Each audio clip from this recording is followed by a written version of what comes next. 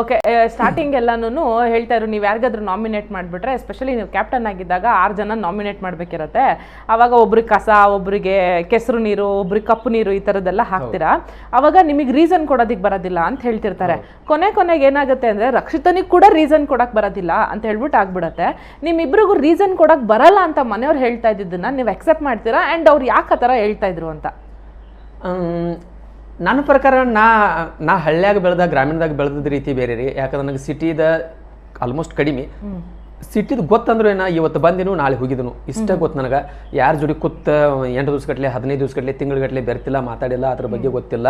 ಮತ್ತು ಪ್ಲಸ್ ಆಗಿ ಅದೊಂದಂದ್ರೆ, ನಾ ಬಿಗ್ ಬಾಸ್ ಅಂತ ಒಂದು ಸೀಸನ್ ನೋಡಿಲ್ಲ. ಒಂದೇದು ನಾ ಬಿಗ್ ಬಾಸ್ ಬರಬೇಕಾದ ನೋಡಿದ್ದ ಇದಷ್ಟ. ಏನೋ ಹನುಮಂತ ಒಂದು ಸ್ವಲ್ಪ ಯಾವಾಗಾರ ಒಂದು ಟೆಲಿಕಾಸ್ಟ್ ಆಯ್ತು, ಒಂದು ಫೋನ್ಯಾಗ ಬಂದಿದ್ದಾಯ್ತು, ಏನೋ ಒಂದು ಇಂಪಾರ್ಟೆಂಟ್ ಇದ್ದದ್ದಾಯ್ತು, ಒಂದು ಏನೋ ನೋಡ್ತಿದ್ವು, ಅದು ಅಷ್ಟೇ ಕರೆ. ಅದನ್ನು ಬಿಟ್ಟರೆ ಇಂಥವು ಚಟುವಟಿಕೆ ವಿಷಯ ಆಗಲಿ, ಏನೋ ಒಬ್ರು ನಾಮಿನೇಟ್ ಮಾಡೋದಾಗಲಿ, ಇಂಥ ವಿಷಯದಾಗಂತಿ ಅದ್ರೊಳಗೆ ನಾ ಎಂಥದೈತಿ ಒಂದು ಸೀಸನ್ ನೋಡಿಲ್ಲ, ಒಂದು ಎಪಿಸೋಡ್ ನೋಡಿಲ್ಲ, ಒಂದು ಟೆಲಿಕಾಸ್ಟ್ ನೋಡಿಲ್ಲ. ಇದೊಂದು ಹೇಳಕ್ಕೆ ಇಷ್ಟಪಡ್ತೀನಿ. ಮತ್ತು ನಾ ಅಲ್ಲಿ ಕೊಡಬೇಕಾದ್ರೆ ನನ್ನ ಹಳ್ಳಿ ರೀತಿ ಹಿಡ್ಕೊಂಡ, ನನ್ನ ಬೆಳೆದ ರೀತಿ ಹಿಡ್ಕೊಂಡ ನಾ ಆ ರೀತಿ ಕೊಟ್ನಿ. ಆ ರೀತಿ ಕೊಡ್ಬೇಕಾದ್ರೆ ಅವ್ರಿಗೆ ತಪ್ಪು ಅನಿಸಿರ್ಬೋದು. ನನ್ನ ಪ್ರಕಾರ ನನಗೆ ಸರಿನಾ ಅಂತ ನಾ ಕೊಟ್ಟದನು, ಅವ್ರ ಪ್ರಕಾರ ಅವ್ರ ತಪ್ಪ. ನನಗೆ ಸರ್ಗಾಗಲೂ ನಾ ವಿಕೆಟ್ ತೊಳಗೆ ಸರ ನನಗೆ ಅನಿಸಿದ ನಾ ಕೊಟ್ಟೇನೆ ಸರ್, ಅದೇನೋ ತಪ್ಪಾದರೂ ನನ್ನ ತಿಳಿದ ಪ್ರಕಾರ ನಾ ಕೊಡೋದು, ತಪ್ಪಾದ್ರೆ ಕ್ಷಮೆ ಇರಲಿ ಸರ್ ಅಂತ ತಿಳಿಸಿ ನಾ ಸರ್ಗೆ ಅದು ರಿಕ್ವೆಸ್ಟ್ ಮಾಡ್ಕೊಂಡು, ಆಯ್ತು ಮಾಡು, ನೀನು ಒಳ್ಳೆತನ ನೀವು ಒಪ್ಕೊಂಡಿದ್ದ ತಿಳಿಸಿದ ಅವ್ರು ಸರ್ಗಳು ಹೇಳಿದ್ರು.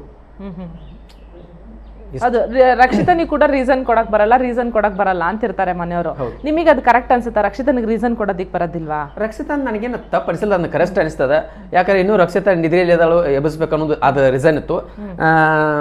ಯಾವಾಗಲೂ ನೋಡ್ರು 3 ಹೊತ್ತು ಮಲ್ಕೊಂಡಿರ್ತಾಳ ಅನ್ನೋ ರೀಸನ್ ಇರಲಿಲ್ಲ. ಅದಕ್ಕೆ ತಣ್ಣೀರು ಸುರಬೇಕಂತ ಅಲ್ಲ, ಅದು ಓಕೆ. ಇವಾಗ ರಕ್ಷಿತ ಯಾರನ್ನಾದ್ರೂ ನಾಮಿನೇಟ್ ಮಾಡ್ತಾರೆ ಅನ್ಕೊಳ್ಳಿ, ಅವಾಗ ರಕ್ಷಿತ ಏನ್ ರೀಸನ್ ಕೊಡ್ತಾರಲ್ಲ ಅದು ಸರಿ ಇರಲ್ಲ, ರಕ್ಷಿತನ್ಗೂ ರೀಸನ್ ಕೊಡಕ್ ಬರೋದಿಲ್ಲ ಅಂತ ಹೇಳ್ತಾರೆ ಮನೆಯವರು. ಇಲ್ಲ ಮ್ಯಾಮ, ರಕ್ಷಿತ ಕರೆಕ್ಟ್ ರೀಸನ್ ಕೊಟ್ಟಿರ್ತಾಳು.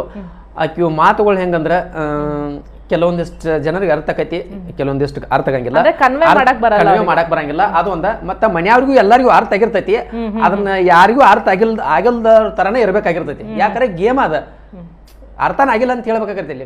ನೆಕ್ಸ್ಟ್ ನಾಮಿನೇಟ್ ಮಾಡಕ್ಕಾಗಲಿ, ಒಂದು ಚಟುವಟಿಕೆ ಆಗಲಿ ಹೇಳಕ್ ಬೇಕಿರಲಿ, ಅಲ್ಲಿ ಬೇರೆ ಹೆಸರು ಇರೋದಿಲ್ಲ. ಆಕೆ ಮಾತು ಸ್ಪಷ್ಟನೆ ಇತ್ತು, ಆಕೆ ಹೇಳೋದು ಒಂದು ಅರ್ಥ ಸರಿ ಇರ್ತಿತ್ತು. ಯಾರ ಬಗ್ಗೆ ನೇರವಾದ ದಿಟ್ಟು ಹೃದಯದಿಂದ ಮಾತು ಹೇಳ್ತಳು, ಒಂದು ಪೇಕ್ ಅಂತ ಯಾವುದು ಹೇಳ್ತಿರ್ಕಿಲ್ಲ. ಅವ್ರು ಕಂಡದ್ದ, ನೋಡಿದ್ದ, ಪ್ರತ್ಯಕ್ಷ ಅವ್ರು ಮಾಡಿದ್ದ, ಅವ್ರು ಆಟ ಆಡಿದ್ದ ನೇರವಾಗಿ ಹೇಳ್ತಾರೆ, ದಿಟ್ಟ. ಆಕಿದಂತೆ ನಾ ರೀಸನ್ ತಪ್ಪಣಂಗಿಲ್ಲ. ಆಕೆ ಕೊಡೋ ರೀಸನ್ ಎಲ್ಲ ಕರೆಕ್ಟ್ ಅದಾವು, ನನಗೆ ಇಷ್ಟ. ಉಳ್ಕಾದ್ರಿಗೆ ಏನಾಯ್ತು ಗೊತ್ತಿಲ್ಲ. ಯಾಕಂದ್ರೆ ಗೇಮ್ ಆಡಕ್ ಬಂದಾರಂತೆ, ನಂದ ಸೀರೆನವ್ರ ಅವ್ರದ ಸೀರೆನವ್ರ